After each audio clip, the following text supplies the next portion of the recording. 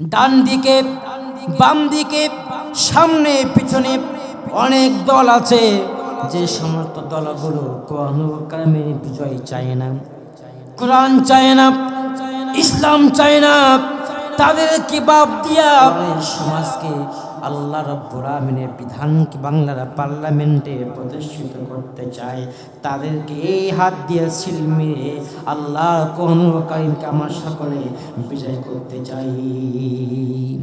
আল্লাহ উম্মাতিন উখরিজাত লিন-নাসি তা'মুরুনা বিল মা'রুফ। চিৎকার মেরে বলুন না আল্লাহু আকবার। ওগো আমার প্রিয় হাবিব মুহাম্মদুর রাসূলুল্লাহ সাল্লাল্লাহু আলাইহি ওয়াসাল্লাম, আপনি ঘোষণা দিয়ে দেন, আমি আল্লাহ রাব্বুল আমিন এই পৃথিবীর ময়দানে মানুষগুলিকে খুব সুন্দর করে সৃষ্টি করে দিলাম। যতগুলো এই পৃথিবীর ময়দানে সৃষ্টি কুল মখলুকাত রয়েছে, আমি আল্লাহ রাব্বুল আমিন তাদের ভিতরে উত্তম করে সুন্দর করে মানুষগুলিকে বানিয়ে দিলাম। আমার সম্মানিত ভাইয়েরা, আমার বন্ধুগণ, আল্লাহ নবীজি আল্লাহ রাব্বুল আমিন এই পৃথিবীর ময়দানে পাঠিয়ে দিলেন মানুষগুলোকে খারাপ থেকে ভালো দিকে নিয়ে আসার জন্য। ইয়া আইয়ুহান নাবিয়্যু ইন্না আরসালনাকা শাহিদাও ওয়া মুবাশশিরাও ওয়া নাযীরা ওয়া দা'iয়ান ইলাল্লাহি বিইذনিহি ওয়া সিরাজাম মুনীরা। চিৎকার মেরে বলুন না আল্লাহু আকবার। হে নবী, আমি আল্লাহ রাব্বুল আমিন আপনাকে এই পৃথিবীর ময়দানে মহাবিশ্বের মহাগ্রন্থ কোরআনুল কারীমটা আপনার প্রতি আমি আল্লাহ পাক নাযিল করে দিলাম। আপনাকে সতর্ক করে দিলাম, এই পৃথিবীর ময়দানে আপনি সকলকে আল্লাহ রাব্বুল আমিনের দিকে ডাকবেন, তারা যেন ইসলামটা বুঝে এই ধর্মটাকে পালন করে আমি আল্লাহ রাব্বুল আমিনের সন্তুষ্টতা হাসিল করতে পারি। আমার সম্মানিত ভাইয়েরা, আমার বন্ধুগণ, এই পৃথিবীর ময়দানে আমার নবীজিকে আল্লাহ রাব্বুল আমিন রহমত করে বরকত করে পাঠিয়ে দিয়েছেন।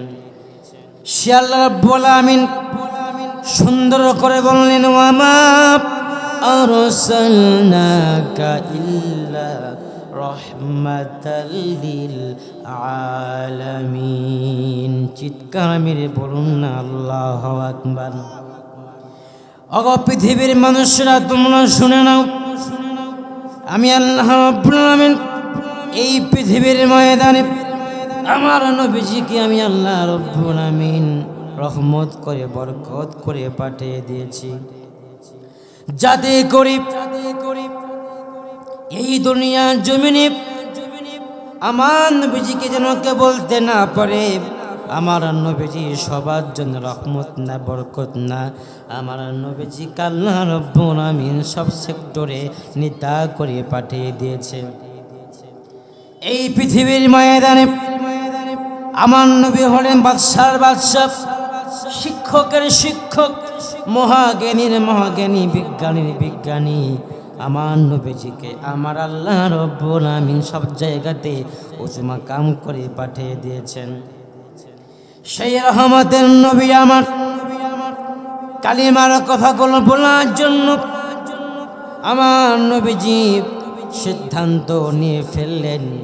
আল্লাহ রাব্বুল আমিন ডেকে বললেন, আমার ফেরেশতা জিবরাইল রে, আর করিস না দেরি, চলে যা তাড়াতাড়ি বিশ্ব নবীর বাণী আর গিয়ে বলো, আমি আল্লাহ রাব্বুল আমিন আমার নবীজিকে কালিমার কথাগুলো বলার জন্য আদেশ করে দিয়েছি। আল্লাহর ফেরেশতা হযরত জিবরাইল আলাইহিস সালাম আর করলেন না দেরি, তার 600 পাখা পিছে রওনা দিয়ে দিলেন তাড়াতাড়ি আমার নবীজির বাড়ি। আর এসে বললেন, নবীজি, আল্লাহ পাক আপনাকে সিদ্ধান্ত অনুমোদন করেছে, আপনি মক্কা নগরীর সকলকে কালেমার কথাগুলো বলে দিবেন।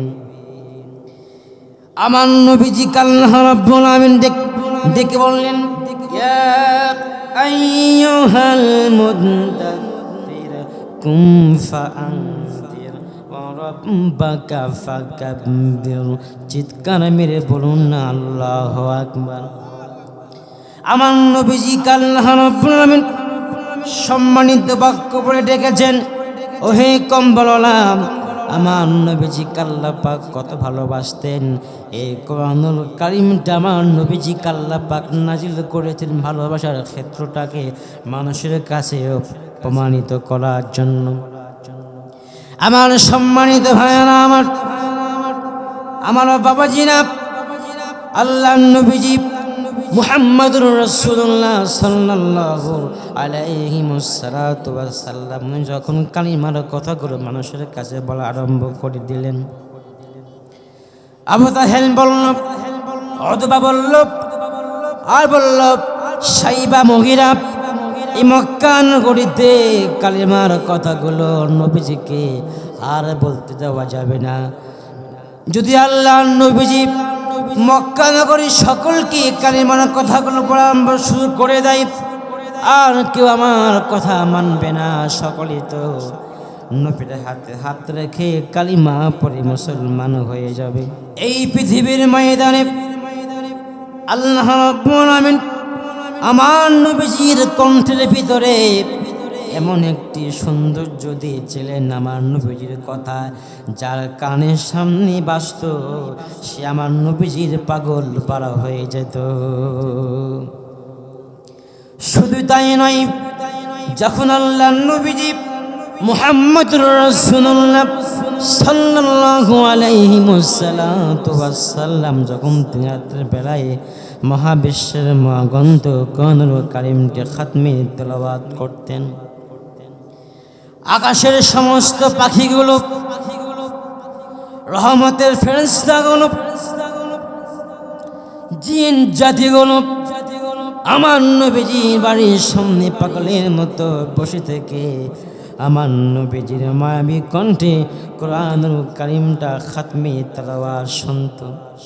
শুধু তাই নয়, মক্কা নগরীর বাদশা আবু জাহেল, উতবা, সাইবা, মুগীরাও তারা প্রত্যেক দিন রাত্রেবেলায় আমার নবীজির বাড়ির সামনে গিয়ে তারা কোরআনুল কারীমের তেলাওয়াত শুনত। হঠাৎ করে একদিন বৈঠক পার্লামেন্ট হয়ে গেল। এই মক্কা নগরীতে যারা নবীর হাতে হাত পেয়ে কালিমা পড়ে মুসলমান হয়ে যাবে, তাদেরকে আমি আসামির কাঠগড়ায় দাঁড় করাবো, তাদেরকে মারবো, নির্যাতন করব। কিন্তু মুগীরা বলল, ও আবু জাহেল, পাবলিকে কথা বাদ দেন, আমরাই তো মুহাম্মদ নবীর কণ্ঠে আমরা প্রত্যেক রাতের বেলায় কোরআনুল কারীমটা শোনার জন্য যাই। যদি আমরা নবীর কণ্ঠে কোরআনুল কারীম শ্রবণ না করি, তাহলে তো আর কেউ নবীর কণ্ঠে কোরআনুল কারীম শ্রবণ করতে পারবে না।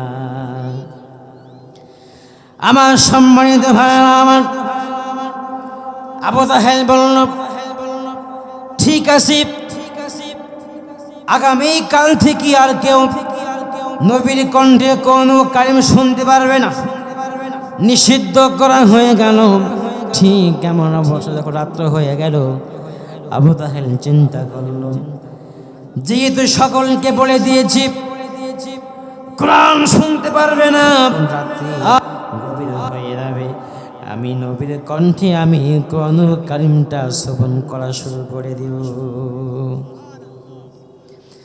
মুগীরাও চিন্তা করলেন, সাইবাও চিন্তা করলেন, চারজন নেতা চার মনোভাব প্রকাশ করে যখন রাত্র গভীর হয়ে গেল, চারজন নেতাই আমার নবীজি মুহাম্মদুর রাসূলুল্লাহর কণ্ঠে কোরআনুল কারীমটা শোনার জন্য বাড়ির সামনে পর্যন্ত পৌঁছে গেল।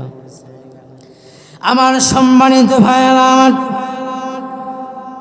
মহাবিশ্বের মহাগ্রন্থ কোরআনুল কারীমটা আল্লাহ রাব্বুল আলামিন এত সুন্দর করে নাযিল করে দিয়েছেন, যে সমস্ত বান্দাগুলো কোরআনুল কারীম শুনে যখন নবীজির কণ্ঠে সকলে কোরআন শোনা আরম্ভ করল, আল্লাহর নবীজি মুহাম্মদুর রাসূলুল্লাহ পড়া আরম্ভ করলেন, আর রহমান আল্লামাল কোরআন খালাকাল ইনসান। চিৎকার মেরে বলুন না আল্লাহু আকবার। আমার নবীজির কত সুন্দর মায়াবী কণ্ঠে মক্কা নগরীর কুলাঙ্গাররা যখন কোন কালিম শোনা আরম্ভ করল, রাত পার হয়ে গেল, কোন পাঠে বুঝতে পারল না। যখন ভোরবেলা হয়ে গেল, ঠিক এমন অবস্থায় আবু জাহেল অথবা সাইবা মুগিরা দৌড় মারলেন। আর দৌড় মারার সঙ্গে সঙ্গে দেখলেন রাস্তা তো একটাই, চারজন নেতা এক রাস্তার মধ্যে পড়ে গেল। উতবা ডেকে বলল, আপনি এখানে কেন? তো বলছে, তুই এখানে কেন? চারজন চিন্তা করলো, আর চারজন বলল, আমরা লিডাররা নবীর কণ্ঠে কোন কালিম শুনি, তাহলে আমরা তো আগে নবীর হাতে হাত মেখে কালিমা পড়ে মুসলমান হয়ে যাব। না না না, নবীর কণ্ঠে মহাবিশ্বের মহাগ্রন্থ কোরআনুল কারীমটা শোনা যাবে না, নবীজিকে বাধা প্রদান করতে হবে। আমার সম্মানিত ভাইয়েরা, আমার আল্লাহর নবীজি মুহাম্মদুর রাসূলুল্লাহ সাল্লাল্লাহু আলাইহি ওয়াসাল্লাম যখন তিনি কোরআনুল কারীমের কথাগুলো মানুষের সামনে উপস্থাপন শুরু করলেন, এক এক করে মক্কা নগরীর সকলেই আমার নবীর হাতে যখন তারা কালিমা পড়ে হওয়া শুরু করল মুসলমান, তারপর আমার নবীজি মুহাম্মদুর রাসূলুল্লাহ সাল্লাল্লাহু আলাইহি ওয়াসাল্লাম তিনি একটা সংগঠন তৈরি করলেন, হেল্পফুল ফজর। আমার নবীজি মুহাম্মদুর রাসূলুল্লাহ সাল্লাল্লাহু আলাইহি ওয়াসাল্লাম তিনি জানতেন যে এই পৃথিবীর ময়দানে সংগঠন না করলে ইসলামটা কায়েম করা যাবে না। বাংলার মসনদে, বাংলার জমিনে নবীদের মতো সাহাবীদের মতো একটি সংগঠন আছে, থাকবে।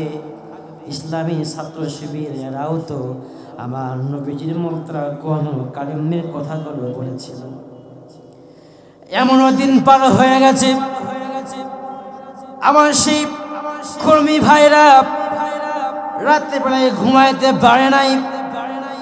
এমনও দিন গেছে যেখানে মানুষরা যাইতে ভয় পায় দিনের বেলায়, সে ভাঙ্গা কবরের মধ্যে রাত্র পার করেছে শুধুমাত্র দিনটা বিজয় করার জন্য। আমি সকলকে বলবো, আল্লাহ পাক আমাদেরকে একটি সুযোগ দিয়েছে, এই সুযোগটা আমাদেরকে কোরআনুল কারীমের পক্ষে থেকে বাংলার জমিন আমাদেরকে ইসলামটা কায়েম করতে হবে। আওয়াজ করে বলবেন কথা ঠিক কিনা? ডান দিকে, বাম দিকে, সামনে পিছনে অনেক দল আছে, যে সমস্ত দলগুলো কোরআনুল কারীমের বিজয় চায় না, কোরআন চায় না, ইসলাম চায় না, তাদেরকে বাদ দিয়া সমাজকে আল্লাহ রাব্বুল আলামিনের বিধানকে বাংলার পার্লামেন্টে প্রতিষ্ঠিত করতে চায়, তাদেরকে এই হাত দিয়ে সিল মেরে আল্লাহর কোরআনুল কারীমকে আমরা সকলে বিজয় করতে চাই।